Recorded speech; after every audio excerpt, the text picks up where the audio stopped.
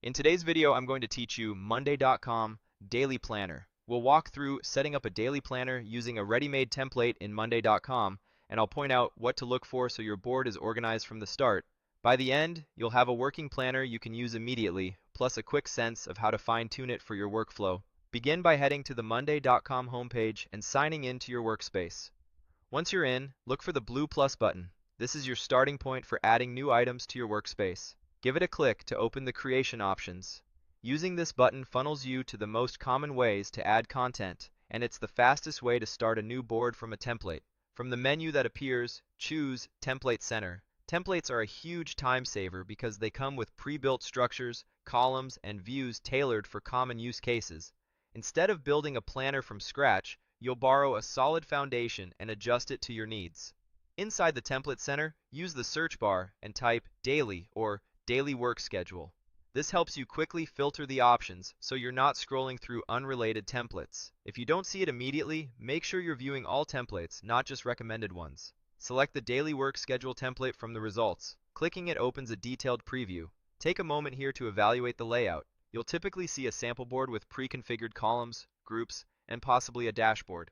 Skim through how tasks are organized, what columns are included, and how statuses or timelines are set up. The goal is to decide if this format aligns with how you want to plan your day. If it looks right, locate the small arrow next to the Use Template button. Click that arrow to customize where the new board will live in your workspace. This is helpful if you keep different projects or planners in specific folders or workspaces, so everything stays tidy from day one. When you're ready, click Use Template to create the board. Mondaycom will set it up for you, which may take a moment. After it loads, you should see the new board in your sidebar, often accompanied by a dashboard that comes bundled with the template. Open the dashboard view to explore the charts provided by the template. Dashboards help you visualize workload, progress, or time allocation at a glance. Even if you plan to spend most of your time in the main table, it's worth understanding what the dashboard shows. It can reveal bottlenecks and keep your day on track without digging into every task.